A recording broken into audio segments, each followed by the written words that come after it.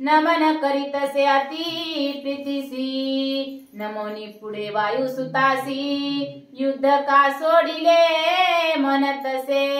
अशा प्रकारे म्हणजे कानिपनाथाने आता या तिन्ही देवांना नमस्कार केला आणि कानिपनाथ मारुतीला विचारू लागले, हे बघ मारुती म्हणजे युद्ध करता करता तू का सोडून दिलेला आहेस? अशा प्रकारचे प्रश्न कानिपनाथ मारुतीला विचारू लागले म्हणतात। हे ऐकोनी बोल्या निळा की युद्ध कासया करिता तुंबळ कवन आरती तयाचे फळ आम्हाला गी दाखवा।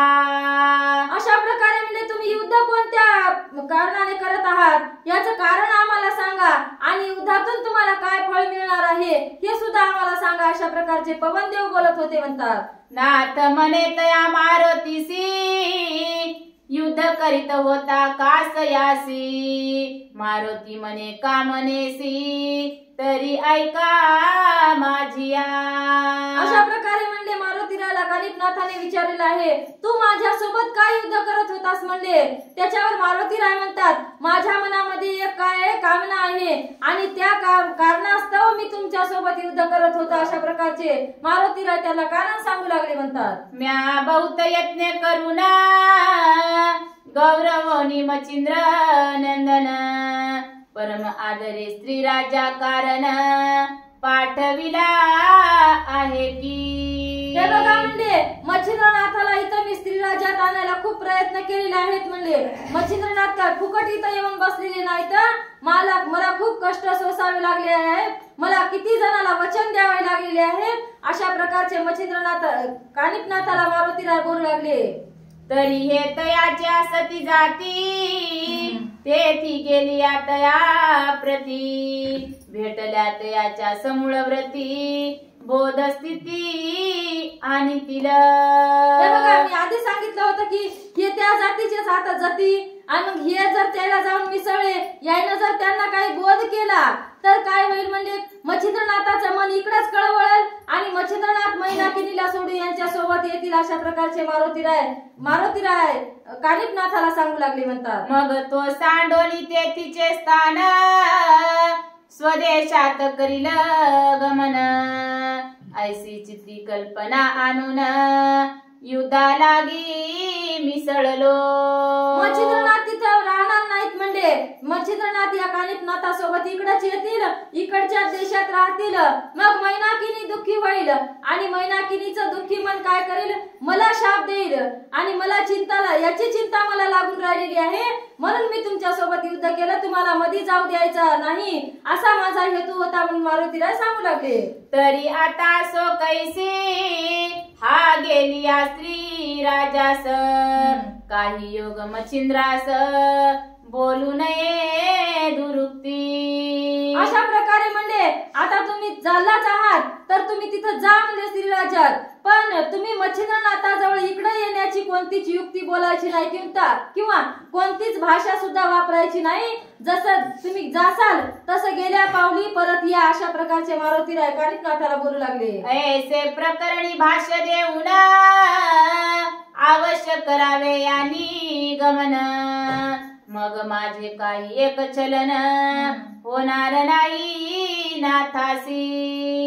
मी सांगितल्याप्रमाणे माझ्या जर अटीला हे मान्य असतील तर यांनी जावं मच्छिंद्रनाथाकडे आणि राहावं आणि तसं गेलं तसं वापस यावं, याच्यामध्ये मला कोणतीही हानी होणार नाही, पण माझ्या शब्दाच्या विरोधात यांनी वागू नये असे मारुतीराय कानिपनाथाला बोलू लागले। ऐसे बोलता वायू सुता आपापती म्हणे बरवे यात आहा मनोनी वदे मारुत सुत यात काय वेचतसे।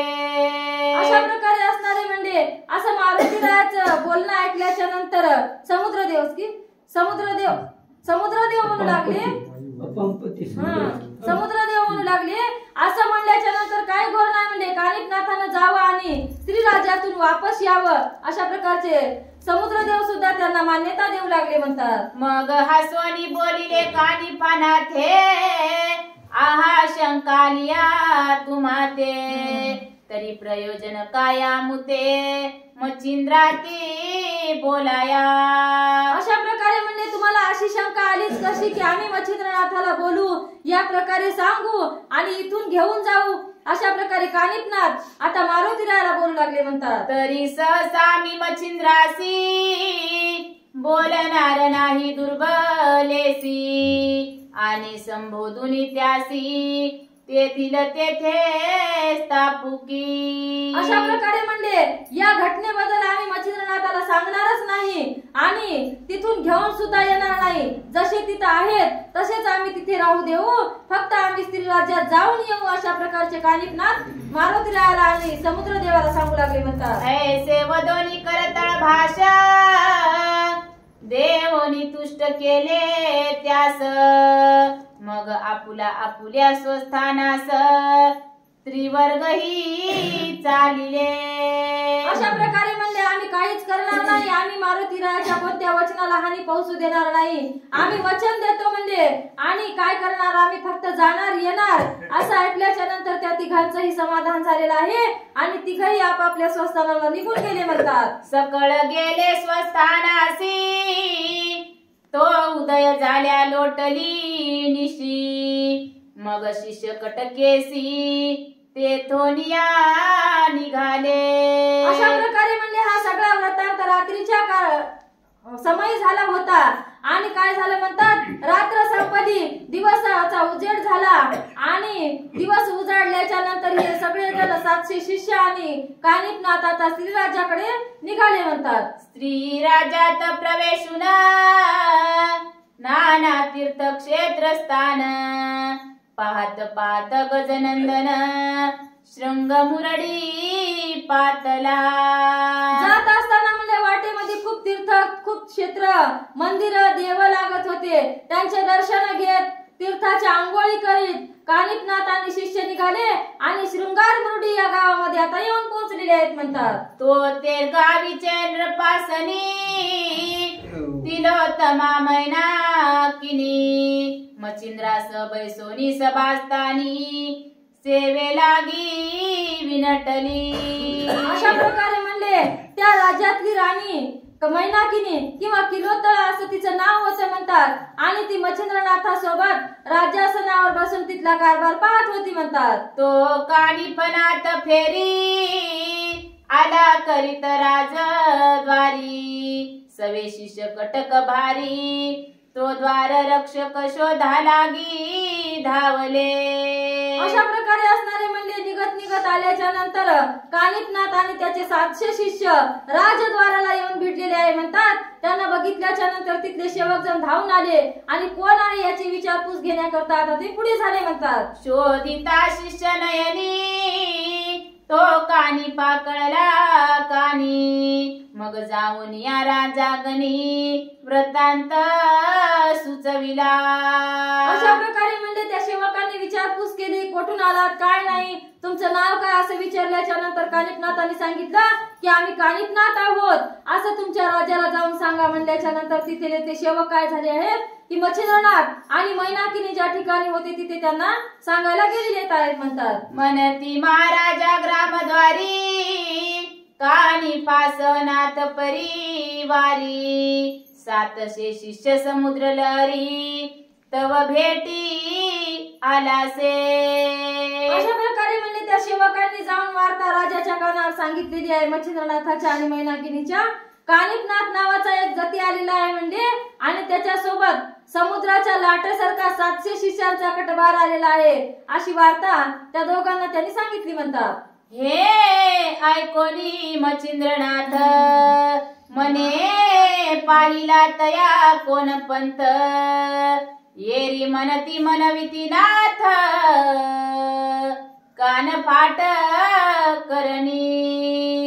अशा प्रकारचं बोलणं ऐकल्याच्या नंतर काय झालं, मच्छिंद्रनाथ दचकला म्हणतात मनामध्ये. त्याला वाटलं आता काय झालेलं आहे, गोरक्षनाथ आलेला आहे. त्याला आधी लगबगीने विचारू लागले, हे बघा म्हणले तुम्ही जती बघितला पण त्याला विचारलं का कोणता तुमचा पंथ आहे, काय कोणत्या पंथामध्ये तुम्ही मिरवत आहात, अशा प्रकारची सगळी विचारपूस केलेली आहे का. अशा प्रकारचं म्हणल्याच्या नंतर ते काय म्हणतात, तू कानफाड्याचा पंथ आहे असं सांगत आहेत. अशा प्रकारची बातमी मच्छिंद्रनाथाला कळली म्हणतात. ऐसे ऐकोनी मच्छिंद्रनाथ परम दचकले तयाची चित्त, मने आला की गोरक्षनाथ पालटोनी नामाते. अशा प्रकारे असं जाती आणि कानफाड्याचा पंथ, कोणता संप्रदाय तर कानफाडी असं म्हणल्याच्या नंतर मच्छिंद्रनाथाला एकदम दचका भरला आणि म्हणजे काही नाही, कानिफनाथ नाही म्हणजे हा खरोखर गोरक्षनाथ आहे, पण माझ्यापर्यंत पोहोचण्यासाठी यानं नाव बदललेलं असावं अशी भ्रांती मच्छिंद्रनाथाला झाली म्हणतात. तरी आता कैच्या येथे राहू देईना या सुखाते, आहा तिलोत्तमा सौंदर्य माते लादली होती प्रीतीने. याला म्हणले हे संसार मुळामध्ये फसलेलं आहे. आता काय होणार म्हणजे आता गोरक्षनाथ येणार, मला इथून घेऊन जाणार. नेमकंच मला हे सुख कसं समजायला सुरुवात झाली होती आणि आता समजायला सुरुवात झाल्याच्या नंतर गोरक्षनाथ आला आणि मला इथून गेला तर मला हे सुख भोगायला भेटणार नाही, अशा प्रकारचं दुःख आता मच्छिंद्रनाथाला होऊ लागले म्हणतात. परितया माझी विक्षेप झाला की सेंदव दुग्ध घट नासला, तन्याय न्याय झाला प्रारब्धवशी आमुचा. अशा प्रकारे म्हणजे आता कसं झालं माझं, जशा प्रकारचं दुधाची घागर असावी आणि त्याच्यामध्ये काय पडावं, शेंदे मीठ पडावं किंवा आपलं साधं मीठ पडावं, त्या प्रकारे ते दूध चांगलं राहते काय, नाही राहत. मी नुकताच सुख उपभोगायला सुरुवात केली तर आता गोरखनाथ आलेला आहे आणि आता हे सुख मला उपभोगता येणार नाही याची दुःख मच्छिंद्रनाथाला होऊ लागलं म्हणतात. आता असो कैसे तरी यासी न्यावे ग्रामा भितरी, म्हणून सिद्ध करोनी स्वारी अश्वशिबिके सह निघाला. आता काय करावं म्हणजे लग्न नाही जाणं, हसू नाही जाणं, आपण एकटं जाऊ नये, कारण गोरक्षनाथाला वाटेल आपल्या गुरुला आपण आल्यामुळे दुःख झालेलं आहे की काय, कारण त्याने काय केलं, रथ बोलिवला आणि घोडे, काही सेवक, परिचारिका आणि सोबत मैनाकिनीला घेतला असेल. अशा प्रकारची स्वारी आता गोरखनाथाकडे मच्छिंद्रनाथाची निघालेली आहे म्हणतात. त्वरे येवोनी ग्रामद्वारी परस्पर भेटी झाल्यावरी, कानिफा पाहुनी हृदया भितरी समाधान मिरवले. तेवढे अश्व घोडे सगळे घेऊन तो भीतभीतच आला होता, कारण त्याला मच्छिंद्रनाथाचाच भास होत होता.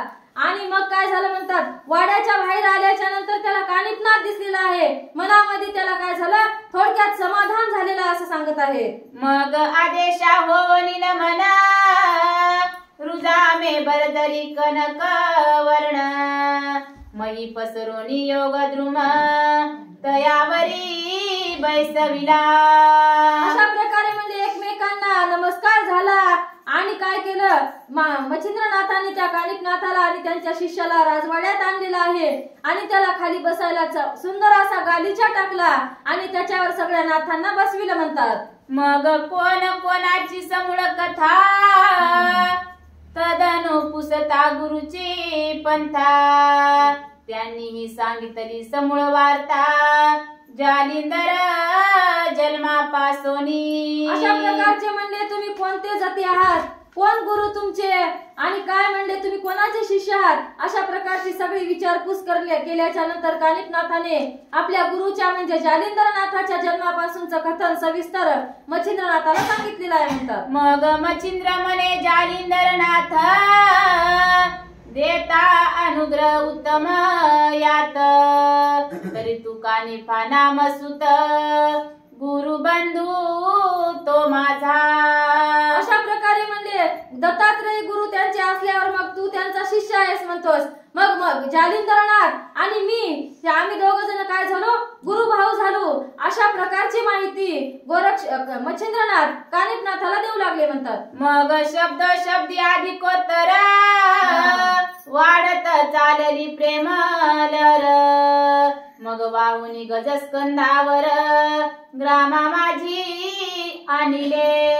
अशा प्रकारे म्हणजे वाड्याच्या बाहेरच त्यांची भेट झाली, बरोबर ओळखी झाल्या आणि ओळखी झाल्याच्या नंतर हे जरा दूरचे निघाले म्हणून काय झालं, यांच्यामध्ये प्रेम जरा जास्त वाढायला सुरुवात झाली म्हणतात. आणि मग कानिफनाथाला त्यांनी काय केलेलं आहे, हत्ती बोलवला आणि हत्तीवरून त्यांना आपल्या राजवाड्यामध्ये आणले गेलं म्हणतात. मग नाना युक्ती रचली चित्ती स्वये करी मचिंद्र जती एक मास अति प्रीती कानी पाराविला त्या स्थानी. अशा प्रकारे असणारे म्हणजे मच्छिंद्रनाथाने आता खूप प्रेम दाखवायला सुरुवात केली आहे, कारण याला गोड गोड बोलून त्याला तिथून काढून द्यायचं होतं.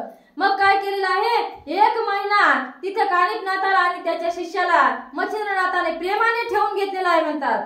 राहिला परितो नाथ कैसा तरी समूळ कथा सुधारसा पुढील अध्यायी श्रवणी वसा श्रवण होईल सकळी का. अशा प्रकारे म्हणजे ते नाथ कशा प्रकारे तिथे राहिले आणि कशी त्यांची सोय केली, कशी त्यांची मच्छिंद्रनाथाने सेवा केली, ह्या प्रकारची सगळी माहिती आता आपल्याला पुढच्या अध्यायामध्ये ऐकायला मिळणार आहे असं सांगलं आहे. तरी हा भक्ती कथा सार तुम्हा वैष्णवाचे निज माहेर प्रपंच सांडून राहावे स्थिर या धवलगिरी येवोनी. अशा प्रकारे म्हणजे हा भक्तिसार ग्रंथ कसा आहे, तर आपल्या सकळ वैष्णवाचा, आपल्या संत जनाचा, आपल्या मायबापांचं कसं माहेर आहे म्हणजे याला सोडून आपण राहू नये. सतत प्रपंचामध्ये रममान न राहता थोडा याचा सुद्धा आसरा घेतला पाहिजे असं धुंडी सूत मालू कवी सांगत आहेत.